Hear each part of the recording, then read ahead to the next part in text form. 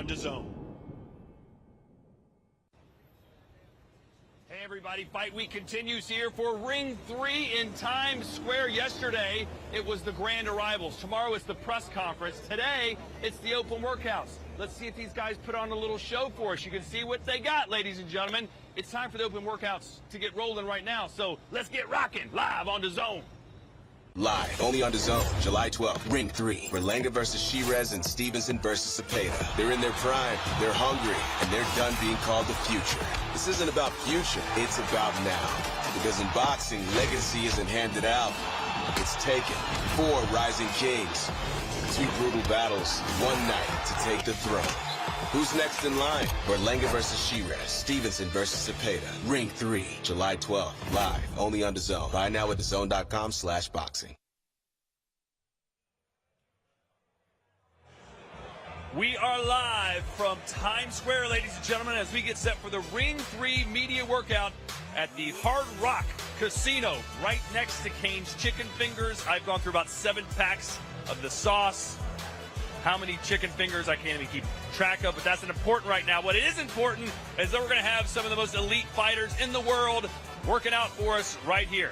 Speaking of elite fighters, this man, former junior middleweight champion of the world, Sergio Morrell, the Latin Snake, and Wade Clemens, who's single-handedly dominating boxing sports media right now. This guy's on every show, every channel, all the time. Sergio, is he getting too overexposed right now? Absolutely not. That's what happens when you got talent. He's coming for all our jobs, so congratulations. The only thing overexposed right now is my white skin and this white shirt. That's about it, but I'm happy to be here. All right, he's the Stephen A. of DAZN right now. But let's talk about yesterday before we focus on today. It was the grand arrivals, Wade. You were the master of ceremonies. Which fighter captured your imagination the most? Yeah, listen, a lot of guys showed up and showed out, but for me, it was definitely Edgar Berlanga. Whether he was talking trash or grabbing his crotch or doing whatever he was doing, it seems like he is in this state of, it's his moment, it's his city, and he wants to show everybody that Canelo performance wasn't him, and he's back with a vengeance. I love the fact that you're giving credit to trainers as well, you know, because that's the thing about a boxer. When you get to this point, you got to give the corners some credit as well. So look, man, everyone's here to steal the show. Shakur has been doing a lot of talking. He's been relishing the bad guy role. He loves the fact that everyone's criticizing him.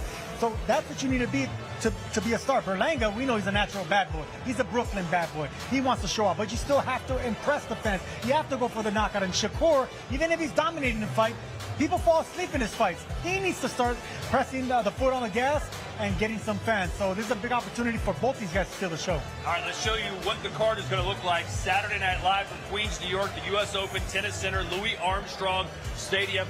And we'll start with a Saudi fighter, Muhammad Al-Akel, 4-0, undefeated, trying to build up his resume. Speaking of, Reito Tsutsumi from Japan, only his 2nd pro fight. He's coming to New York. They believe in this guy. David Morrell and Katayev, what a battle that's going to be in the light heavyweight division. Then it's the Dominican Republic versus Puerto Rico, Reito Puello and Subriel Matias. Then to our co-double main event, Shakur Stevenson defending his WBC World Lightweight title against William Zepeda, and Edgar Berlanga against Hamza Sheeraz. And let's talk about Hamza Sheeraz. He said yesterday, I am the total polar opposite of Edgar Berlanga. I said it was crass versus class, but Sergio didn't know what the word crass meant, so we'll go with class versus crude. Wait, is that a good way to sum that up? I think it's perfect, and I think that the word of this fight is change. For both fighters, right? For Edgar Berlanga, he needs a change in the way that the public perceives him. After the Canelo Alvarez fight, a lot of people looking like, maybe you're not at the top level of 168. He has to prove that. And for Hamza Sheeraz, there's a lot of change in his camp. From 160 to 168. You talked about it. Andy Lee now in his corner. He goes from LA to Ireland.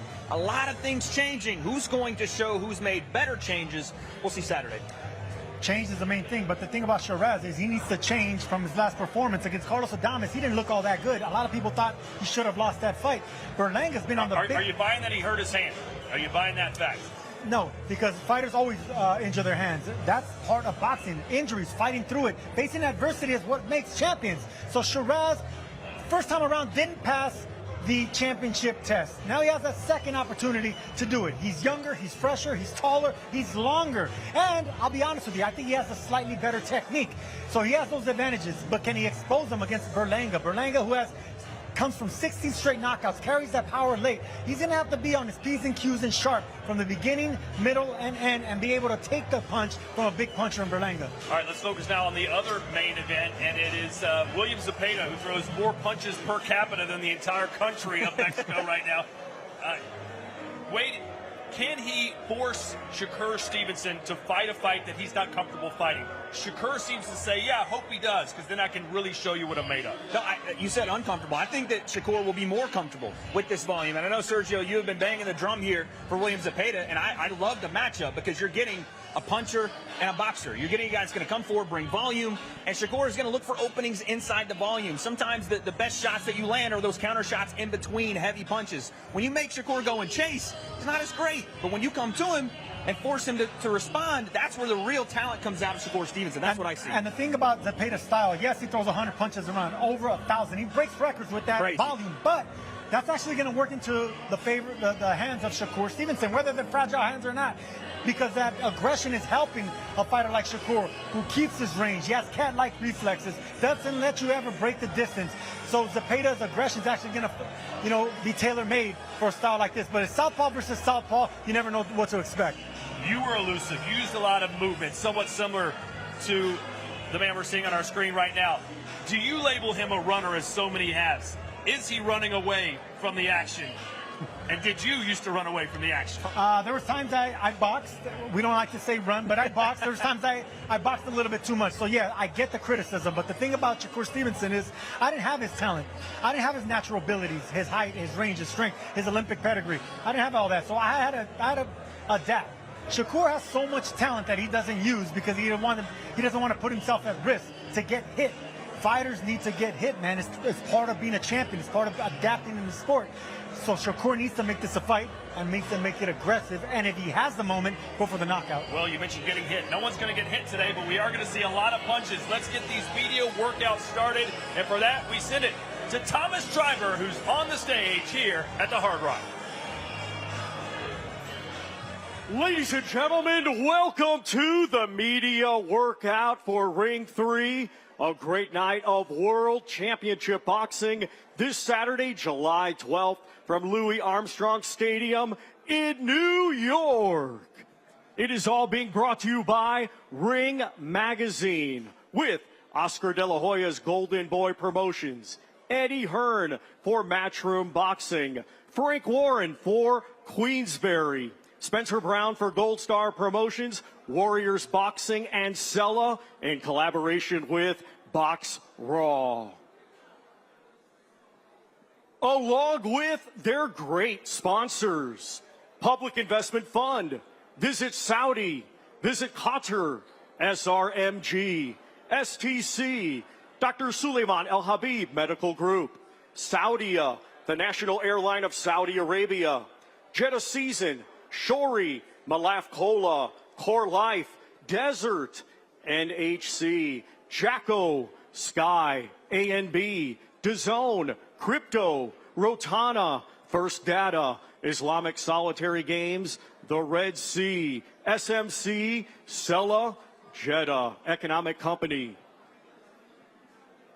Middle Beast, Atlantis, Intercontinental, Arroyo Cruises, and Konos. A big thanks to those great sponsors. This great event will be shown exclusively live worldwide on DAZN by now at DAZN.com. Let's now get the media workout started. Our first fighter competing Saturday in a scheduled 6-round featherweight contest.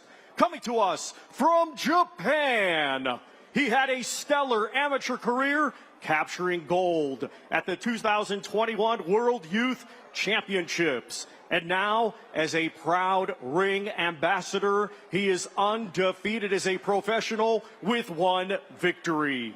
Let's welcome Reito Tsutsumi.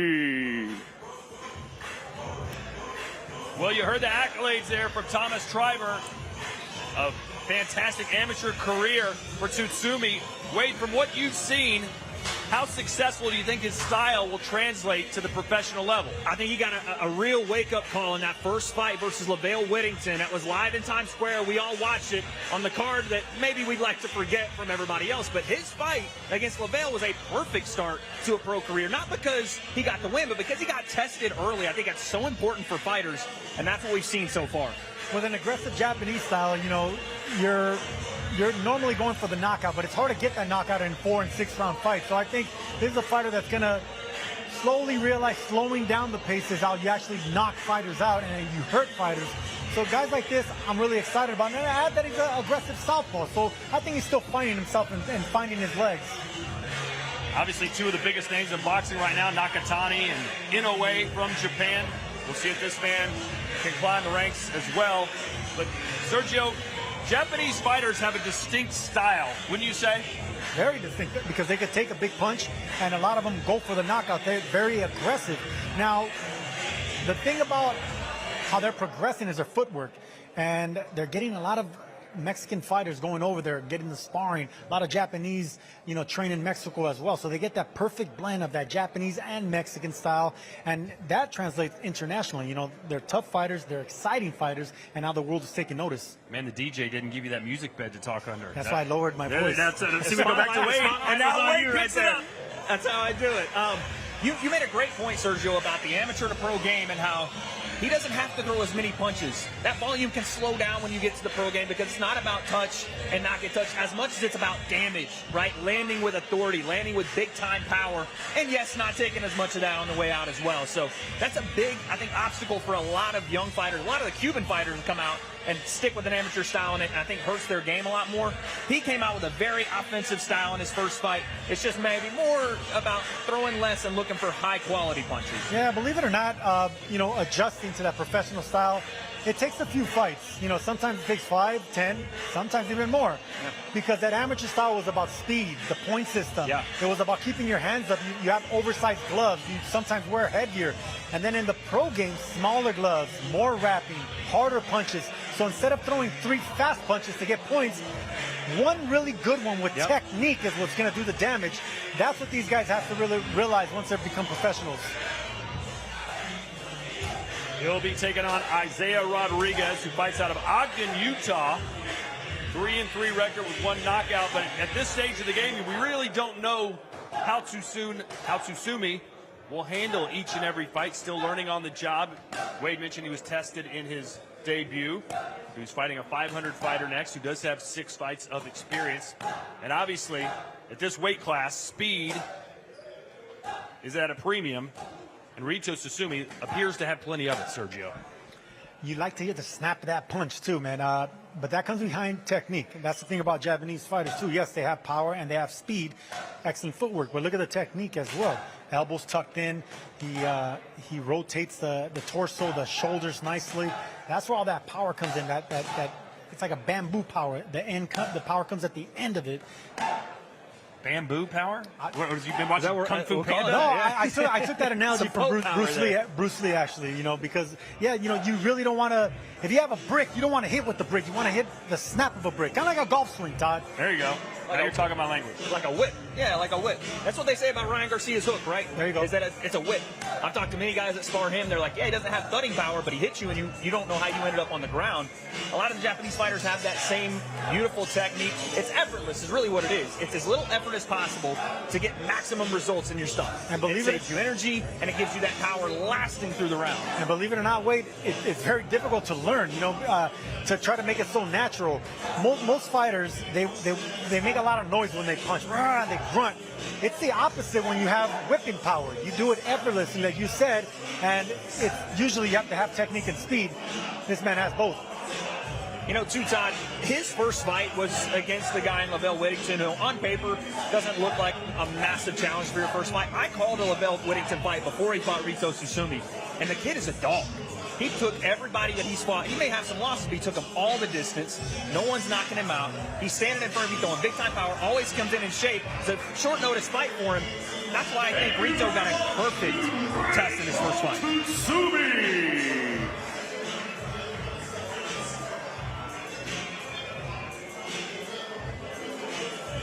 What a ride he's been on.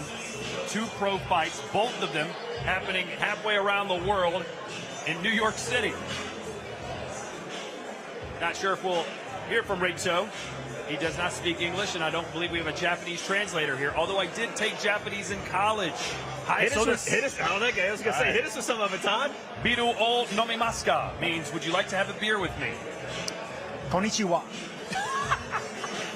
Close All enough. right, hey, Claudia, I believe is going to try and conduct an interview. Let's hear from her. See, well, we're still waiting for Reito to get unwrapped.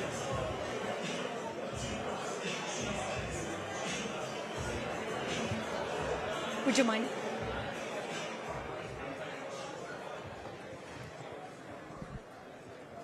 Thank you very much. That was a beautiful work, extraordinary footwork, and a lot of power. Where did you get that technique from? どこからそのテクニックを学んだんですか？そうですね、今回3週間ほどアメリカで合宿してきたので、すごいいい状態でここまで迎えることができました。I was able to train 3 weeks in the West Side, and that's where I learned the technique. This is only your second professional fight, and you're already in the mecca of boxing in the Big Apple, New York. What are your thoughts about that? 大きい舞台ですが、どう思います？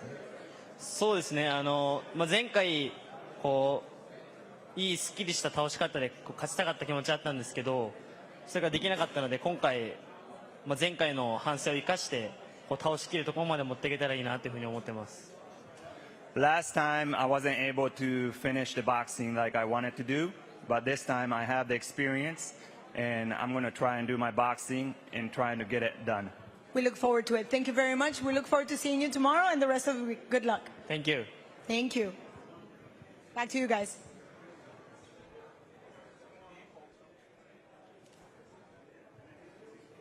Our next fighter to the ring, competing Saturday in a scheduled 10-round light heavyweight contest. He comes to us from Santa Clara, Cuba. He brings a professional record of 11 wins, just 1 defeat. 9 of his 11 wins coming by way of knockout. Currently ranked number 8 by Ring Magazine. He is one of boxing's rising stars. Let's welcome David Morrell.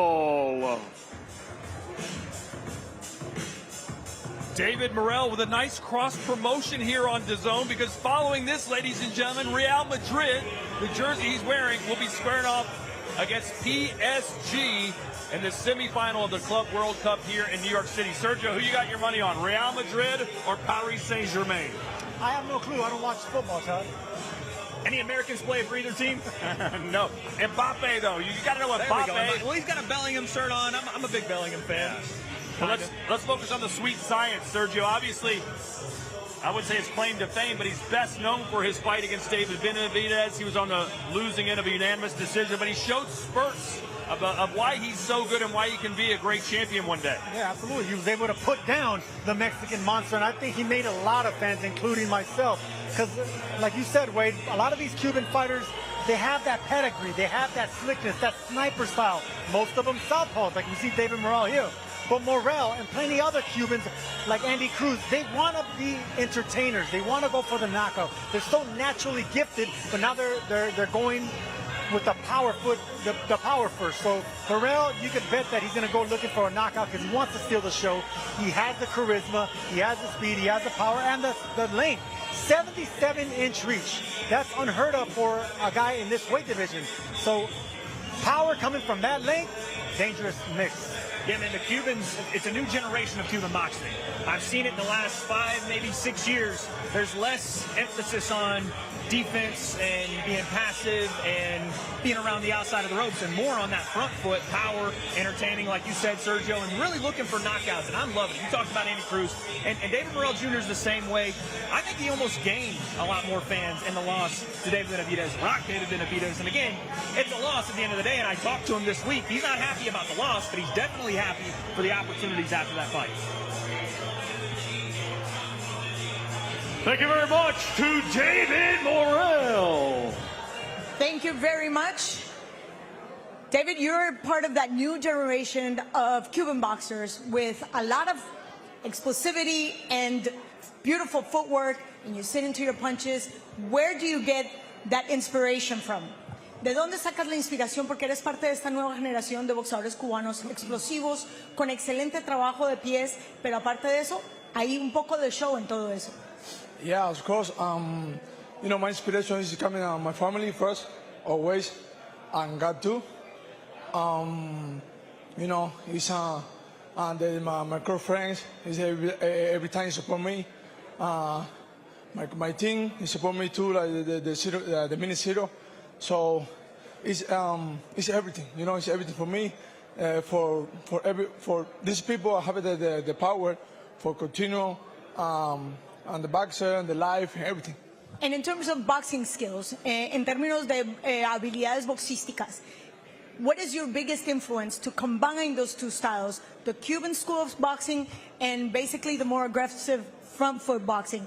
La combinación del estilo cubano, de la escuela cubana de boxeo, con un boxeo mucho más agresivo. ¿De dónde viene esa influencia? It's my older brother. Yeah, my older brother is teaching me, my dad too.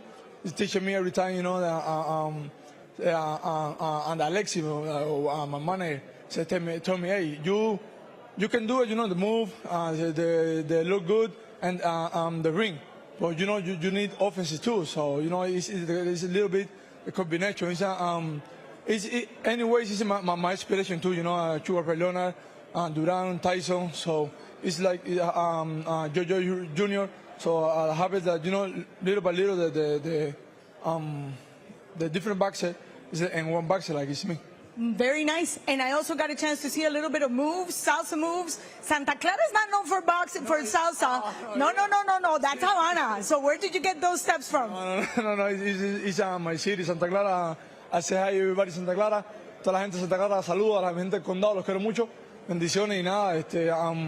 You know, I can dance for my mom. You know, my mom is teaching me to say yes, also teaching me every time. I can do nothing before. You know, my mom say, hey, you go to the party. You want a girl? You need dance. Okay, mom. You know, it's teaching me. For my mom, I have a good life right now. Nice. So you got the girls and you got the moves, and now you're looking for our way back to the championship. Thank you very much. Thank you so much, Claudia. Thanks. I appreciate it. Thank you.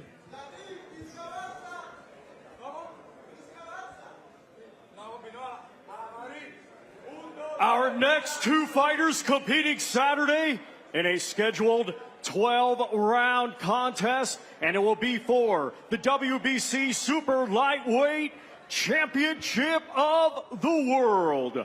We will first welcome to the ring the challenger, coming to us from Fajardo, Puerto Rico. He brings a professional record consisting of 22 wins, 2 defeats, with all 22 wins coming by way of knockout. Currently ranked number 6 by Ring Magazine, he is the former IBF Super Lightweight Champion of the World. Let's welcome Subriel, el orgullo de Martinillo, Matias. Sergio, it was just a couple of months ago that we referred to this as the boogeyman. No one wanted to step in there against Subriel Matias, but an Australian guy with a big heart, Liam Paro, said, I can beat this guy in his home country. We had a laugh and thought he put on a good show, but he beat him, Sergio, and that flipped this man's world upside down. Yeah, that hometown curse came back and bit Matias in the butt, because that's what happens when you try to go looking for the knockout, trying to impress your fans. You forget about the boxing. Liam Paro came with the game plan, executed all the way to the end. Matias learned from that, got embarrassed for that because he was on the biggest stage, came up short in front of his Puerto Rican fans. But the power is back. That knockout ratio is back. The fact that he breaks down fighters. He doesn't go looking just for one punch. He systematically beats down fighters, and that's what we want to see from this boogeyman. I still think he has the boogeyman reputation in him. He just needs to keep the knockout streak going. Yeah, I mean, listen, Subriel Matias has put down everybody in every win he's ever had. So that's what his go-to is. Now, you're fighting Alberto Puello, who is not going to be a one-punch knockout night for you. You're going to have to figure out that puzzle. And no one has been able to figure out Alberto Puello. He's had some close fights. He's been in some tough fights, but he's a winner, Todd. He is a winner. And for Matias, the same things that plagued him with Paro could plague him here if he hasn't learned, Sergio. Well, let's just, I asked Subro Matias, I said, listen, is Liam Paro better than Puello? And his answer was, in no world, in any shape or form, is Liam Paro anywhere near as good as Puello. So what does that say about what Matias has to do Saturday night if he's going to have to beat a guy that is way better than a guy he just lost to? Listen, he just lost to a southpaw. Puello is a throwback, old school style southpaw. And you can see right here, Zepeda Matias shadow boxing in the left-handed stance this entire time. I can expect him to go orthodox and southpaw against Puello. Puello doesn't like fighting on the inside. This man needs to get on the inside. So in order to do that, he's going to have to fight a little bit more squared up. The thing about Matias is he knows how to punch in a little square. He doesn't overload on punches. That actually works. Works really good when you're on the front foot. Matias Thank you needs to be on very the front much foot in this fight. to Subriel el Orgullo de Maternillo, Matias. The pride of Maternillo, Zepeda Matias. Thank you for joining us. Great display, but that doesn't show us the power you actually pack. 22 victories, 22 knockouts. How important is to have that tool right there in your pocket for Saturday? El Orgullo de Maternillo está con nosotros. Gracias por estar aquí. Bueno, acabamos de ver un excelente show de lo que tú puedes hacer, pero no nos da una idea de tu poder. 22 victorias, 22 knockouts. Este elemento, ¿qué tan importante es tenerlo en el bolsillo para el sábado? Pues mira, para serte honesto, los negocios solo son números. Creo que estoy ansioso de enseñar y demostrar la sorpresa que les tengo. Those are just numbers. I am very anxious and very anticipating the kind of show that I'm going to bring on Saturday. Well, don't leave me hanging. No me dejes aquí colgando. ¿Qué clase de sorpresa nos espera? What kind of surprise is waiting for us? Give me a little hint. Dame un poquito de eso. No, creo que es simple. I'm the new. That's it. And the new. Pero dame, o sea, mucha gente quiere saber si todavía puedes boxear, especialmente cuando estás trabajando con alguien que le gusta estar en la distancia. We want to know if you can actually handle somebody that likes to be in the distance. What do you have for somebody like that? ¿Qué tienes para alguien así? Pues mira, yo realmente tengo un solo estilo. Todos lo saben, aguerrido, al que le gusta el fanático. La pregunta es si Puello está dispuesto a mantener un ritmo de pelea por 12 asaltos como yo lo implanto. No soy Russell, no soy Sandor Martin. Yo tengo mis cojones bien puestos y lo vamos a demostrar el sábado. Well, I have only one style and everybody knows it. All the fans love it. And, you know, I am here to actually implement my style. The question is, can somebody like Puello withstand the kind of power that I bring in? I am not Sandor Martin. I'm nobody like that. I'm definitely bringing some serious power. So we'll see. And he insists in the new. Thank you very much. Muchas gracias. Feliz tarde.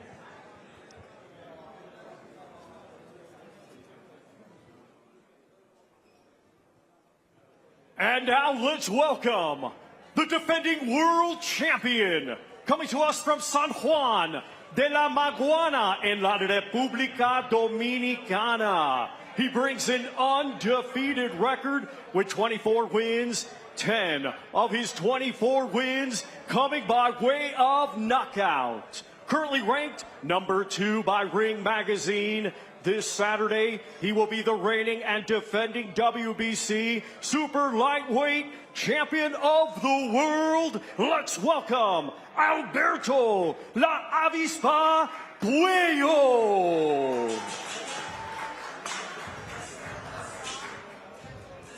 Alberto Puello representing the Dominican Republic. Sergio, I want you to weigh in on this.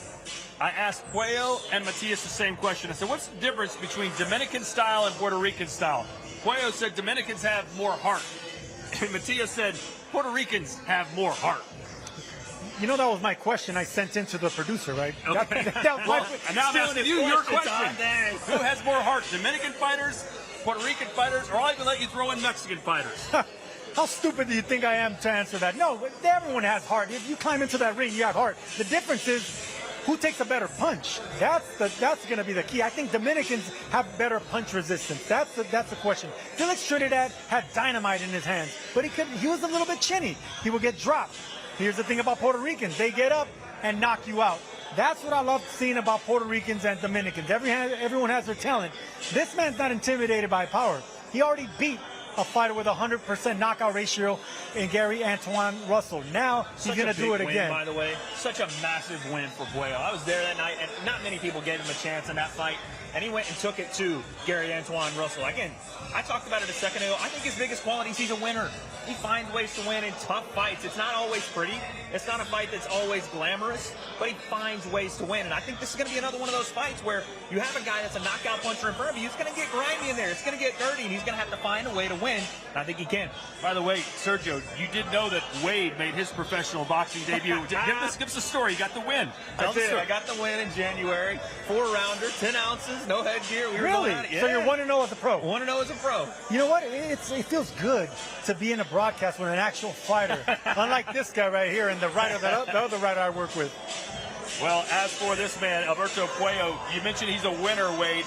3 of his last 4 victories have come by way of split decision. Sergio, is this the time that maybe he doesn't get the nod if it's a close one? I don't think so. And the split decision doesn't worry me. He does enough to win. Sometimes that actually extends career.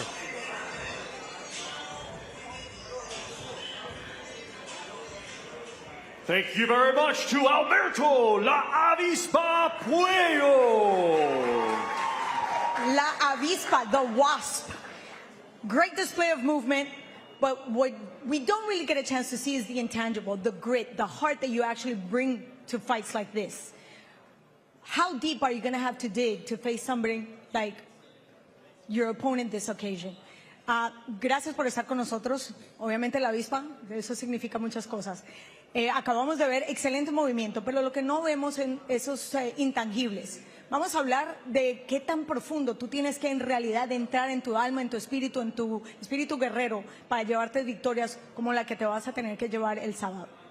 Bueno, tú sabes, yo soy un boxeador que me gusta mucho llevar el arte del boxeo, darle que no me dan, pero creo que un oponente como el que tendré este 12 de julio va a sacar la verdadera avispa que traigo por dentro y estoy preparado para eso. Well, I'm a student of the sweet science of hitting and not getting hit, but I think having an opponent like Matias on Saturday is going to bring the real wasp from within me to take that win on Saturday. And of course, it's a very important moment for you. You come from straight wins, all by decision, very, very difficult. You actually took those wins from the last minute, but you're in Puerto Rican land. How important is it for you to decide that towards you, to sway the pendulum on your favor? Vas a estar obviamente en terreno boricua. Vamos a estar aquí en la cola del pan. ¿Qué tan importante es llevar ese péndulo a tu favor?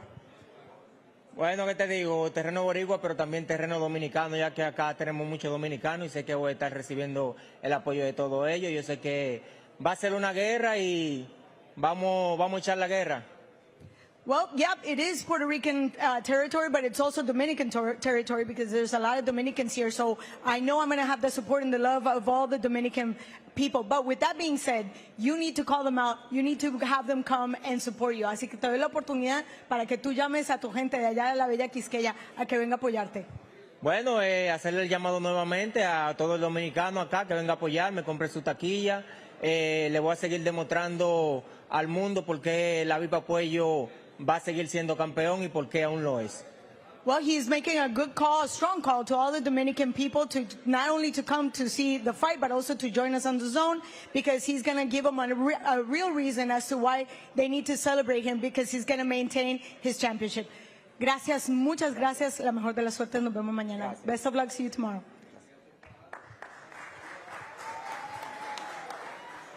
Four more workouts to come as the main event fighters step into the ring, so stick with DAZN, which is, of course, the home of boxing.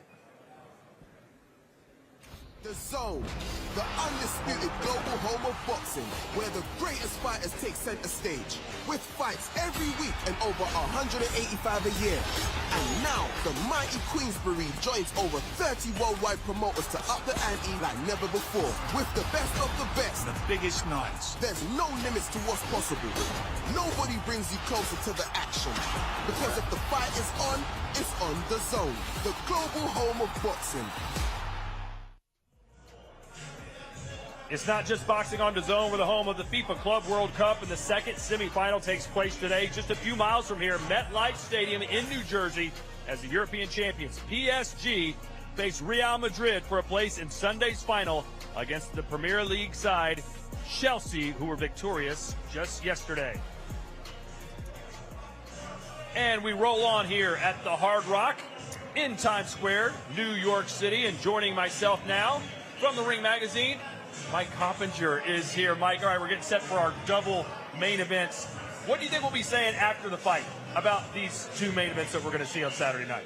I think we're going to say, Todd, that they both were very competitive fights. I know Shakur Stevenson's a big favorite, but I do expect William Zepeda with his swarming volume pressure style, and if he can execute some good body punching to slow Shakur down and be in a competitive fight.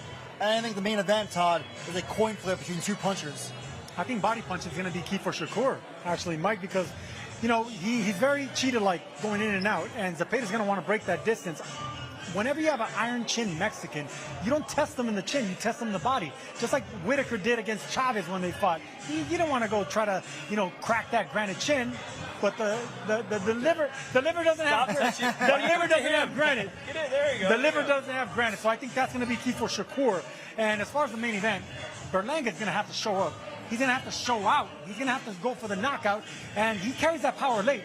He's going to have opportunities, and I think he gets it late in this fight. All right, so all four athletes that will be competing in the double main event are about to make the walk right now. And for the introductions, we send it back to Thomas Driver. Our next two fighters competing this Saturday in the first of our double main event. They will be competing in a scheduled 12-round contest, and it will be for the WBC Lightweight Championship of the World. We will first welcome to the ring the challenger, coming to us from San Mateo Atenco, Mexico. He brings an undefeated record with 33 wins, 27 of his 33 wins coming by way of knockout. Ranked number 3 by Ring Magazine. Let's welcome now the undefeated challenger, William El Camarón Zepeda. El Camarón, which is the shrimp. Sergio, they call him that because as a kid, after long workouts in the hot sun, he would turn pink, and they said, hey, you look like a shrimp. And apparently he liked the name, and he stuck with it. Hey, he probably loves shrimp cocktails, too, because Mexicans love shrimp cocktails. I do it myself. But this man is a swarmer, man. Look, out of all those, 5 out of 6 of his last opponents have been southpaws. That's going to work to his advantage. The fact that he's facing the elite southpaw in Shakur Stevenson. So not only the experience, the volume, the power, the conditioning, the chin, all this is on the side of a Mexican. But can the footwork, the accuracy, the IQ, the Olympic background, that's Stevenson on the hand. It's going to come down to, can he break that range? Can he find a home to get inside? And of course, dig those body shots. Look, I don't think William Zepeda is being given enough credit. Everyone says that he hasn't faced anybody, and look, that's true. But what I look at is, right, Sergio, Maxi Hughes, Giovanni Cabrera, even to a lesser extent, Marcelo Hester. Those are solid guys that he took out in fashion. Well, he did it because of the volume, and he was able to break the distance. But what they don't have is the cat-like reflexes of Shakur. Fighters like that don't want to get hit. That's the criticism that Stevenson takes, that he doesn't stay in the pocket or exchange with opponents. That's a man that relishes exchanges and combinations. Shakur's going to take that away from him. Let me ask you this, Sergio. With all the skills Shakur has, there's a lot of different ways he can win this fight. Is it plan A or bust for Zepeda? Is there anything else he can do other than just swarm and belt you with punch after punch? That's all he knows. That's his character. That's his MO. So, yeah, I think he just has one gear, plan A, and that's aggression, coming forward. And if Shakur is able to take that and extinguish that aggression in the early rounds, especially in the first 3-4 rounds, then the success is going to come easier and easier for the boxer. But the first 3 rounds, if this man doesn't land any body shots, he's in for a long night. Yeah, I agree with Sergio. I think Zepeda has to jump out of the gate to a fast start. You can't let Shakur Stevenson develop into a rhythm with his jab and his footwork.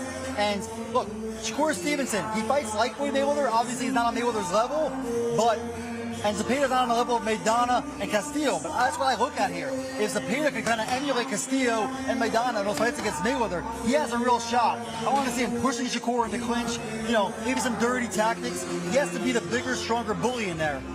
rough tactics. I hate the word dirty because if you can get away with it, then do it. You know, so rough tactics. That's your motto in all of life, isn't it? Absolutely. Look, Evander Holyfield used his head. Timothy Bradley used his head. These are Hall of Famers.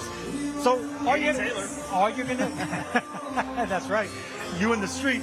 But look, that's the thing, man. If you can get away with it, with rough tactics, get on the inside and wrestle, maybe even borderline shots. Bernard Hopkins was the king of borderline shots. Then you get away with what you can get away with. This man, if he breaks that range and is able to start landing punches on the shoulder, on the biceps, on the hips, they don't have to be clear. That's success for a Mexican style. So the early round's going to be very crucial. Yeah, I think Zepeda has to maul Shakur Stevenson. He has to be all over him, and he has to be ripping shots to the body. I think Zepeda will have learned a lot from those 22 rounds with Tevin Farmer. I think it's lazy to look at Tevin Farmer getting knocked out in one round by Schofield and saying, oh, well, Zepeda couldn't do much against Tevin Farmer in 22 rounds. How is he going to do anything with Shakur? That's not how this works. All right, so William Zepeda has finally stopped throwing punches, but don't expect him to do that on Saturday night. That is what he is known for as he steps over to speak with Claudia. Thank you very much to William El Camarón Zepeda. Thank you, Todd. So we've had a lot of fighters that are influenced by the Mexican style, the Puerto Rican style. You, on the other hand, have the typical Mexican style, but you've been influenced by the Cuban school of boxing. How has that changed your style? Tenemos muchos boxeadores que están obviamente influenciados por el estilo mexicano, el estilo boricua, pero tú eres todo lo contrario, con un estilo muy depurado mexicano, pero has incluido la escuela cubana de boxeo. ¿Cómo ha cambiado eso tu estilo? No, pues ha sido un beneficio muy importante para mi carrera, ya que hemos combinado ese estilo mexicano, pero también el cubano. Entonces, creo que eso es lo que me ha ayudado a llegar hasta donde estoy. Mis entrenadores me han enriquecido de muchos aspectos técnicos que, pues, aquí estamos. ¿Cómo cuáles? Pues más mantener la distancia, pero también buscar la pelea, el trabajar al cuerpo, hacer combinaciones, pero largas. Entonces, creo que eso es lo que nos ha beneficiado. Yeah, that style has definitely benefited me in my career, and that's one of the reasons why my trainers have actually helped me to get to where I'm at. And he specifically mentioned that the combinations, make them nice and long, and obviously be able to fight in the distance and also let the opponent come into the short. With that being said, on Saturday, you're fighting somebody that's very fast, very agile, with a lot of mobility. What will your style be able to do in order to neutralize that? Vas a enfrentar a un oponente con alta movilidad, con mucha agilidad. De tu estilo, ¿qué vas a utilizar para poder neutralizar eso? Bueno, pues nuestro estilo es lo que nos va a beneficiar aquí ante un rival como lo es Shakur. Creo que el volumen de golpes es lo que nos va a sacar a flote. Esa presión que caracteriza el camarón es lo que nos va a beneficiar. Entonces, hay que dar una buena pelea. Well, definitely my style is going to be able to be implemented. Shakur is a fighter that will always be moving, but my punch volume is going to be the one that's going to put pressure on him, and that's going to be the key to success on Saturday. And just before I let you go, Mexico just took the Gold Cup. So soccer and boxing have been basically religion in Mexico. How does that motivate you? México acaba de ganar la Copa de Oro, boxeo y el fútbol van de la mano. ¿Cómo te motiva eso? No, pues es una gran motivación. Ahorita que nuestros paisanos hayan tenido una buena victoria ante Estados Unidos en el fútbol, creo que eso me motiva a también tener una buena victoria en el boxeo ante Estados Unidos. Well, this is a great motivation because, of course, my fellow Mexicans have taken a very important win against the U.S., so that motivates him to take a win on Saturday, Mexico against the U.S. Muchísimas gracias. Thank you very much. Nos vemos mañana.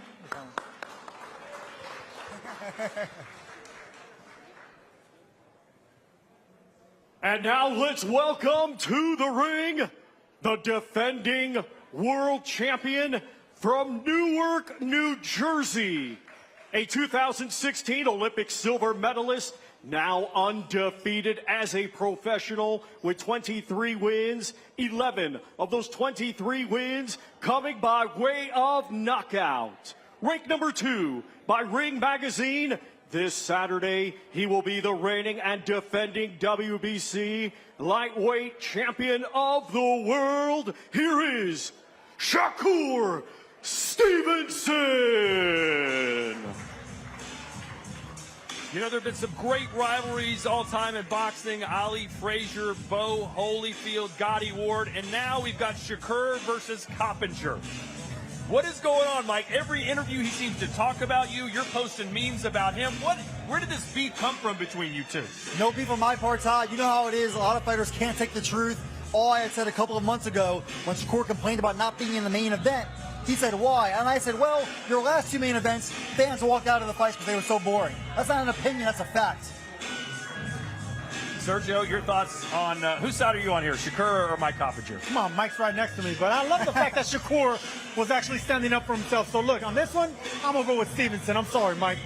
Hey, Sergio's used to losing, so. Thank you, Shakur Stevenson. With your WBC lightweight champion of the world, Shakur Stevenson. Again, you're in your backyard here. We're getting closer to fight night. Just give me the emotions, the feelings right now. I'm locked in. I'm ready. I'm focused. I can't wait to show out. I was made for this moment, so I can't wait to show everybody what I'm made of. When you say you were made for this moment, you have William Zepeda, big volume fighter. Everybody talking about how the fight's going to go. Are you going to bring the fight to him? Is he going to bring the fight to you? What do you think as we stand here today, as you visualize the fight? How's it go down? You got to wait and see. He got a big head, so I can't wait to touch his chin. But that's all that I'm focused on. I'm focused on doing my thing and coming out of there victorious.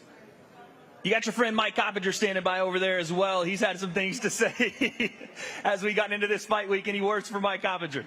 Now, I don't got too much to say. Fuck him. Fair. Anything you want to say to the fans here at home before we get into this title fight on Saturday? For the fans who've been supporting me, I appreciate y'all. Y'all the ones who I do it for. Y'all the ones who I get up and make sure I do them 8-mile runs. And the hard work get put in because of y'all, because y'all stuck with me through my dark times. So I appreciate y'all. We're going to have a party on Saturday. One more time, folks. Give it up for your WBC lightweight champion, Shakur Stevenson.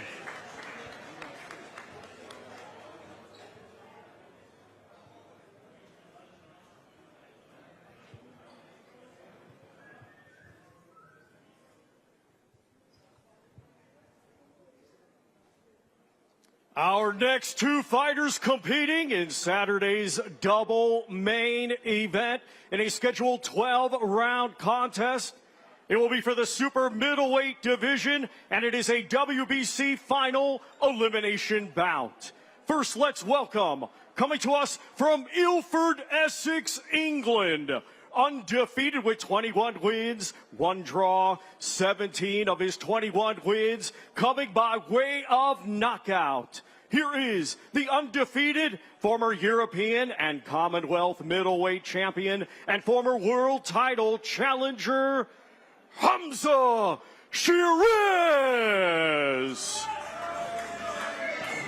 So Shakur Stevenson elected not to really do anything in this media workout, and here comes Hamza Sheeraz, hands, Tate, Sergio looks like he's ready to get in there and fight right now. Yeah, normally this is just, for the fans. You want to shadow box, you're not really hitting the mitts really hard, you're not really turning your punches. More of a workout, more for the press.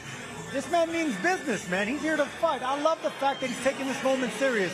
He's been very classy. Yes, he has. But now he's going to have to get mean. He's going to have to get in fight mode the closer he gets to Saturday night, because that's the only question that we have about Hamza Sheeraz coming off his last performance. What do you think of the partnership now, Hamza Sheeraz and Andy Lee? I think it's a great move for Hamza Sheeraz. He was with Ricky Fuentes before this in California. Now he's in Dublin. And I asked Hamza Sheeraz on earlier this week about the advantage of having a former world champion in his corner. He's feeling confident, and we saw the kind of work Andy Lee has done, Sergio, with Joseph Parker. Andy Lee deserves more credit as a trainer. He will get Trainer of the Year. He was a former world champion. He's going to be a great cornerman, but he brings strategy. And the fact that this man is a tall, lanky puncher, just like Andy Lee was, but from that southpaw stance, so it makes sense stylistically. Hamza Sheeraz is going to have to fight from the outside. He's going to have to keep and control the distance and the pressure of Berlanga. Berlanga's going to want to get in the inside, mix it up, loop the shots over the top. That's another thing that Sheeraz is going to have to watch out for. The around the glove punches. Everything's not going to come forward and straight. That's what Adames has success is. You can bet that a trainer like Andy Lee prepared for that strategy, and they got him ready for this fight. Yeah, look, for Edgar Berlanga, we know what he's going to bring to the table. There's no surprises. He's going to be winging bombs in there. He's going to be coming forward. But Berlanga hasn't really been able to show that power on the top level. Obviously, Canelo Alvarez is on this level, but Hamza Sheeraz is a level above most of Berlanga's opponents. If you were fighting as Hamza Sheeraz, how would you approach Berlanga, especially in the early few rounds? We know he has 16 first-round knockouts. I'll be honest with you. I would go with Berlanga. I would go with him early. I would go after him like I'm gonna make it a war, and then take that war away from him. So I would say the first 2 rounds, come out aggressive. Punch and dip. Don't exchange with Berlanga with 2s and 3 punch combinations. One hard one, dip, clinch, walk him back. That's another thing. Bullies hate being walked backwards. They like to be on the front foot. So if Sheeraz was able to clinch and walk this bully back, walk the monster back, show him who's the boss in there, these are the tactics I want to see early from that man right there. Yeah, I want Sergio. I want to see Sheeraz light on his feet. I think he should be turning Berlanga. And Berlanga's not a guy that's going to fight going backward. Push him back, like Sergio said. Pump his jab out and reset. What did we learn about him in that fight against Adames? He said he hurt his hand. He started well, but then just kind of seemed to lose himself, and many thought he was lucky to get a draw. He definitely was lucky to get a draw. I think he lost that fight, and I want to see how the weight helps him. You see some fighters lose their power when they go up in weight. I think Sheeraz is going to have more power at this higher weight. Look how big he is now hitting the pads. He's going to be better at 168. At his height, I never could believe how big he was at middleweight. That's the division that I fought in. I was pretty tall for a middleweight. This man is huge for Reminds you of middleweight. Zerto Ramirez, obviously, who used to fight in this weight class. Exactly, because they have the height, they have the wide shoulders, so they're able to distribute that weight and still look muscular, still look in shape. I think 168 is a natural fit for him. He could possibly even go higher to light heavyweight, but first things first, he needs to dominate an already hard punching natural super middleweight in Berlanga. I think Terrence Crawford's another great example. Terrence Crawford at 135 and 140 was not a crushing puncher. At 147, he knocked out all 7 or 8 of his opponents. Then you look at Teofimo Lopez, 135, he's a devastating puncher. At 140, he doesn't seem to have much power at all. Also, David Benavidez has gone up. He's struggled to put people away as well. But as far as Hamza Sheeraz, Mike, if he does win this fight and wins decisively against Berlanga, how high will his stock rise? Look, I think he has all the ingredients to be a star. He has the British audience behind him. He's a great talker. He looks the part. He has a lot of class. And if Sheeraz can win this fight, Todd, I think you have to put him at the top of the line for a shot at Canelo next year. Interesting note here, all of the fighters usually get lined up right before the fighter's done with the open workout. Edgar Berlanga has elected to stay backstage. He said, I don't even want to see this guy throwing punches. I don't want to be anywhere around him. Hey, listen, Berlanga carries himself like a superstar, and sometimes a little too overconfident. But that's what makes Berlanga. He doesn't mind being hated, so he wants to play that bad guy. I love the fact that he fights on his terms. He comes out on his time, and that's a natural swagger that you can't learn. You can't teach the things. Let's send it down to Wade. Thank you very much to Hamza Sheeraz.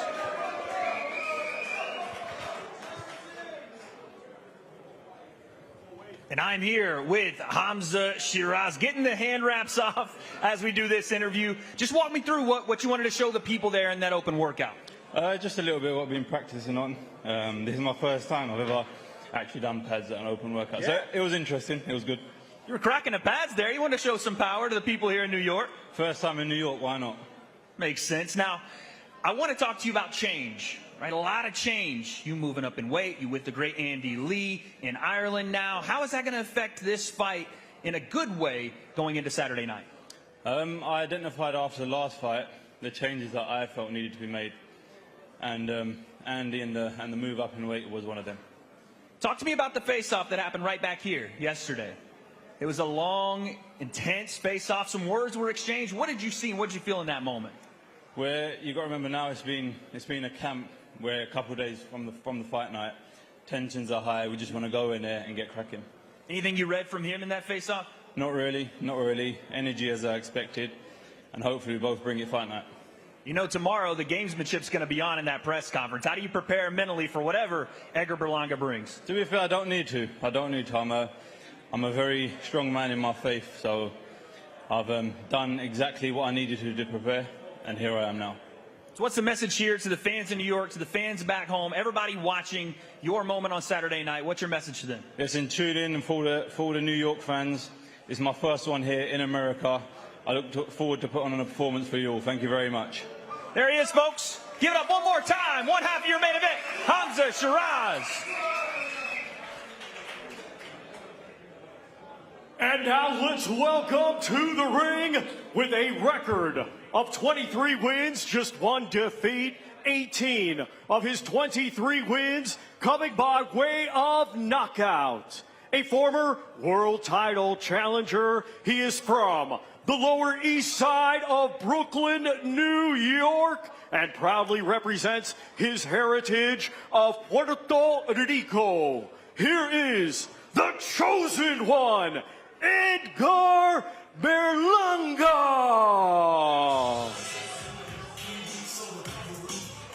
Did you see how cool that Hamza Sheeraz was, just leaning back on the ropes so lackadaisical? I feel like if you went to the zoo and you see two male lions in the cage, there's usually one that's just chilling and relaxed, and the other one's just pacing the cage in circles, just wanting to rip anyone's head off. I think that's what we got here. Two big alpha lions that just approach the fight game completely differently.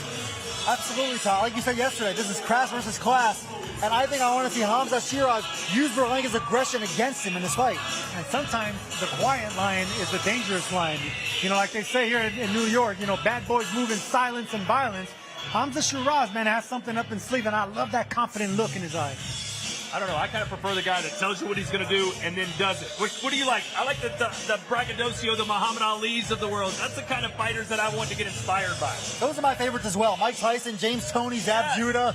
But there's a second part of that. You said say it and then do it. He has to do it now on Saturday night. If you're going to walk the walk, you better talk the talk, because then you're just going to be a big mouth.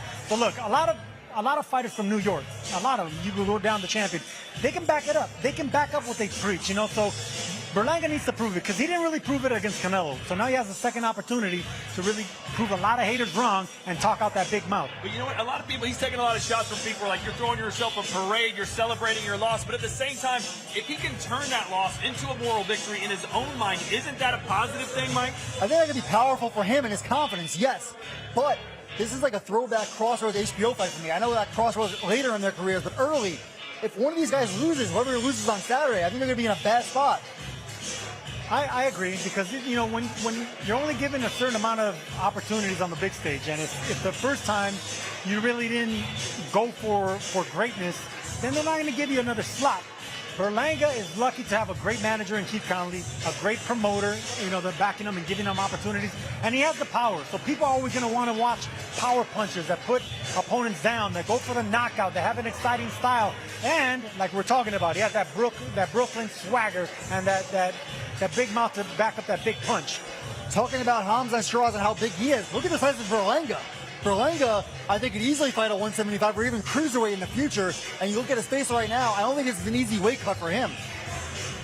Is that Isak Cruz in there with Berlanga right now? Sorry, Pitbull. Just a little joke.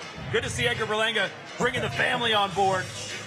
Good to see the softer side of the man who represents Puerto Rico but fights out of Brooklyn, New York. And Sergio, he keeps hyping up this as a home fight for him. He says the crowd is going to be electrifying. There's no way Sheeraz is going to be able to beat me in front of my people. You fought in front of your home crowd before. Sometimes it doesn't go the way you want. No, you can ask any fighter. I mean, it backfired on Katie Taylor. It backfired on Subriel Matias. It backfired on me plenty of times. There's something about too much pressure, because you want to go out there and have the best performance for your hometown fans.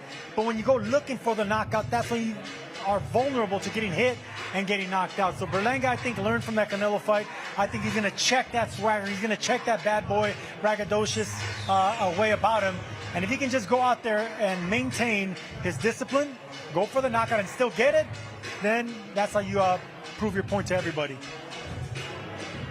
So Edgar Berlanga winding things down, our final fighter of the media workout today, as he gets set to take on Hamza Sheeraz in the main event, live from the Louis Armstrong Stadium of the U.S. Open Tennis Center in Queens, New York. First time a fight's ever been there. Mike, why choose that venue, do you think? I think it's a great venue. It's going to look great on TV. I think tennis centers are often some of the best boxing venues. My favorite boxing venue is StubHub Center, and I think now it's called the Dignity Health Center or whatever it is in LA. I think it's going to be a great sightlines and great atmosphere, Todd. Thank you very much to the chosen one, Edgar Berlanga. Give it up, folks. Come on over here, Edgar. A very interesting open workout there. I saw the hooks, I saw the uppercuts. What was that other move that you were doing there? That's what I'm going to do to Sheeraz. Okay. Okay, one of those. You might have to teach me. I'm not too well versed in that area, so. Yeah. Hit. Yeah. Okay. Hey, yo. So when we do this open workout, it's a great amount of fun. We had family in the ring here. Who was that little man that was walking around? That's my baby Chosen. That's nice. Chosen Berlanga. You've been teaching him a little bit. Yeah, he's learning something. Yeah. You know, he loves boxing. Yeah. What can I say? Well, talk to me about what obviously you're having fun in this open workout, but what your intentions are on Saturday. It's been very calm leading up so far, but as the days get closer, things get more intense. How are you feeling as we're just days away now? You know, just locked in, man. I'm excited. Yeah. I'm excited. I'm back home in my city. You know, tomorrow's the press conference. So every day, you know, as we get closer to the fights more, I'm getting locked in mentally, you know what I'm saying? Yeah. Because I want to perform. I want to look good. I want to shine. Superstar status, you know what I'm saying? Sharp, you know, look amazing. Speaking of tomorrow at the press conference, there's been some talk about you and Oscar De La Hoya getting to see each other face-to-face in person. Any words for Oscar? Fuck Oscar De La Hoya. Fuck you. I'm going to see you tomorrow. We're going to smack the shit out of you tomorrow. So. Okay, then. Well, let's talk about the fight itself. Fuck Oscar. There you go. The fight itself. Fuck Oscar. On Saturday, you're going to be using your hands against Hamza Sheeraz. Fuck Sheeraz, too. Any last message for him? He's a fucking Muppet. You went with the UK one. Okay, I like that. He's a Muppet, for sure. What would y'all say in New York? Not Muppet. What would you say? Oh, he's a dick eater. Oh, okay, never mind. Hey, I appreciate you. Edgar Berlanga, one half of your main event. You'll see him on Saturday. Let's go. Couldn't just let him say Muppet. You had to dig deep. Way digging deep. Couldn't just let him get away with Muppet. Oh, well. Hey, we're getting ready for a huge fight night on Saturday, but the following weekend, just as big, if not bigger. Take a look at this.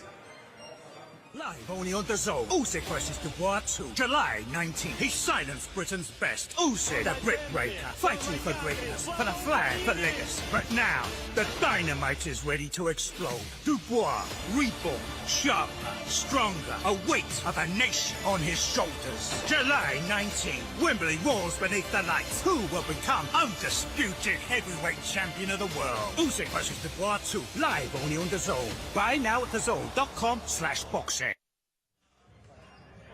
That huge heavyweight showdown just a week away, and later that same night in Dallas, Bam Rodriguez and Fumelele Cafu. And then in August, we go back to Riyadh for Moses Itamwa versus Dillian White. You talk about some heavy hitters. What do you think happens, by the way, Usyk Dubois 2, Mike? What's your pick? I think it's going to be another stoppage for Usyk, and set the record straight, Todd. That was not a low, it was a low blow. There's no doubt that it was a low blow. It was or it wasn't? It was a low blow. I agree. It was a belt line low blow. I've been maintaining that from beginning to end. It was an uppercut right to the cup. And you like Usyk as well in the rematch? I like Usyk by stoppage as well. Absolutely. All right, before we say goodbye here, let's just kind of wrap up what we saw here with our media workouts. Which fighter kind of tickled your fancy today? Tickled my fancy. Okay, you Muppet. Edgar Berlanga. Edgar Berlanga, I like the way he's kind of tapering down that attitude, but he still has that chip on his shoulder, that bad boy. He's still selling the fight, but I like the calm composure that I'm seeing now in the shadow boxing. I'm going to go with my best friend, Shakur Stevenson. He didn't even bother to work out. He seems more focused on me than he does William Zepeda. Let's hope he brings it on fight night. I believe him. All right, well, we hope you bring it back here to the Zone tomorrow as we get set for the press conference, and then the following day it'll be weigh-in and then fight night on Saturday live here from New York City. Until then, for Mike, Sergio, Claudia, and Wade, I'm Todd Grisham. So long from Times Square and the Hard Rock.